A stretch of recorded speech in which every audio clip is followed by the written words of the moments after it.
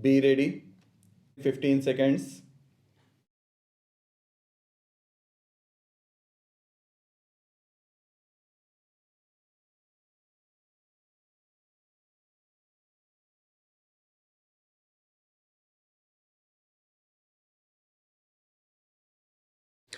Sir, experience has shown that housing units raised by the official agencies for the poor are too expensive and the intended benefit does not reach the beneficiaries for whom the schemes are launched.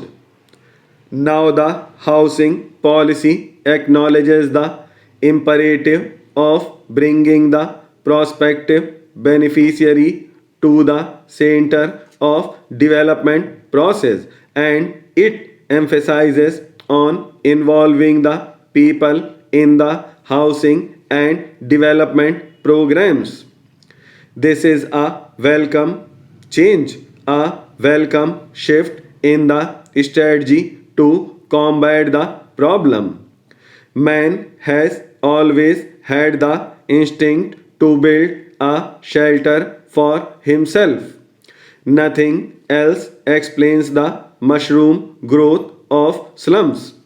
However, a slum dweller being in constant fear of being evicted from the land which he has encroached upon does not really spend much on building a shanty for himself even by his own standards. If he were to be assured of the security of tenure over that particular piece of land, and if that were not possible, if he were to be offered an alternative developed piece of land and provided with the basic services like water and sewage system, street lighting, and other important amenities, and also offered some small loan on soft terms. I am sure that every household will be able to build for itself a house which would conform to the basic minimum housing norms postulated by the housing policy.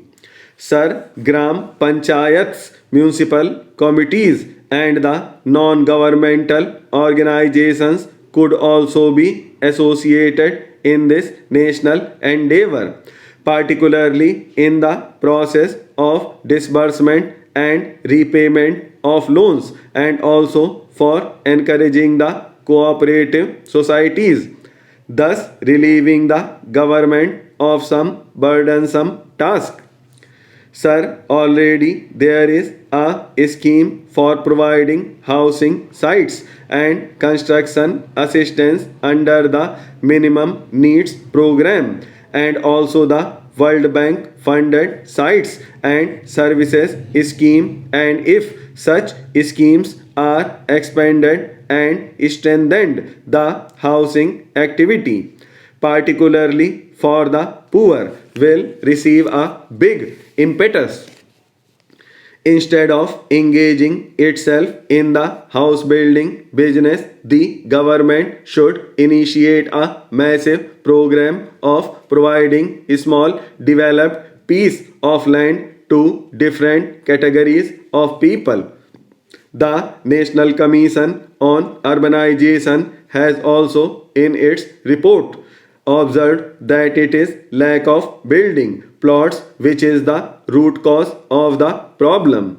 Sir, today you know that the price of land escalating at an unimaginable rate.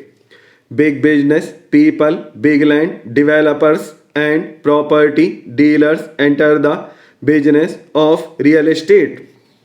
Sir, a mention has been made, if not here, perhaps outside, that the present budget has not respected the long term fiscal policy.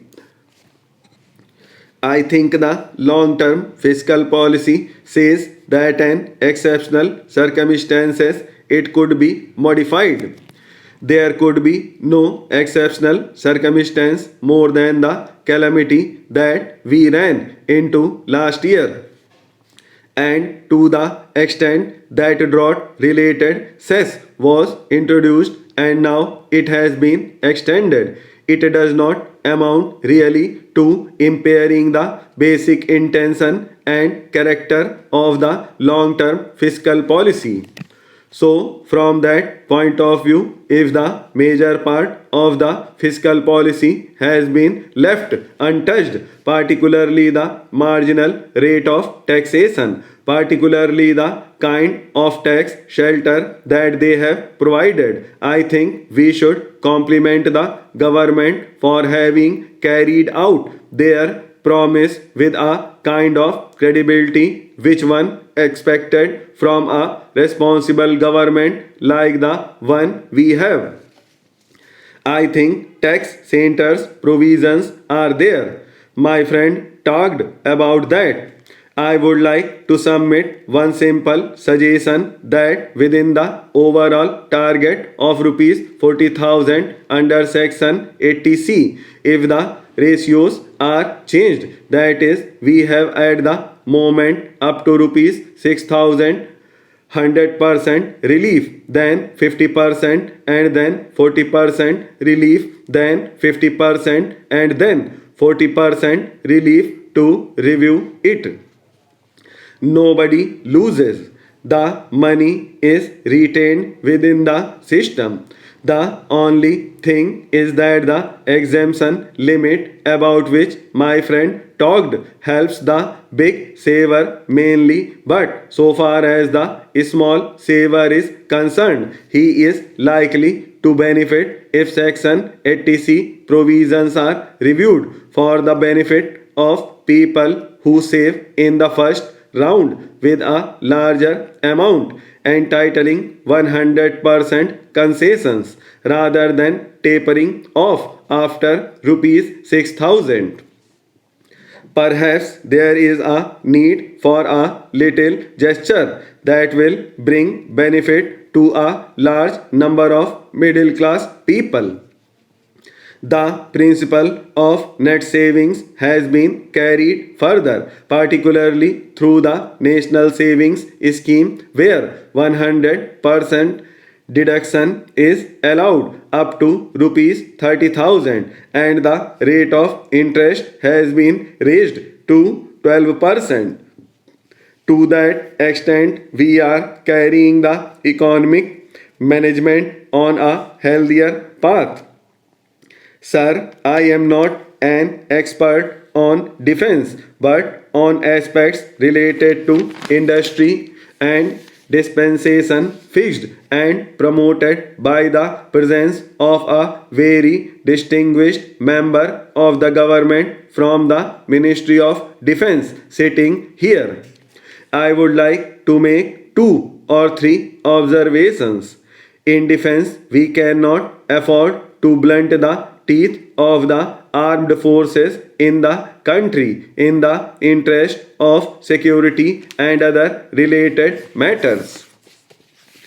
I shall give a few facts and projections, and they indeed betray and romance in the present scenario. Though the mankind was the latest creature among the biodiversity, its numbers have grown rapidly.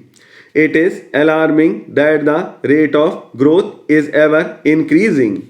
In 1798, when he was writing his essay on population, the global population was barely 1 billion. Ever since, due to industrialization and technological revolution, the population has risen to an ever increasing rate. In the following 100 years, the world population doubled to 2 billion. And further, following half century from 1925 to 1975, it doubled again to touch 4 billion. By 1990, it was 5.3 billion. even though there is a decrease in the overall growth rate of population from 1971 onwards, according to UN projections. By 2025, the Earth will contain a population of around 8 billion people, and the global population stabilizes as 11 billion people in the second half of the next century.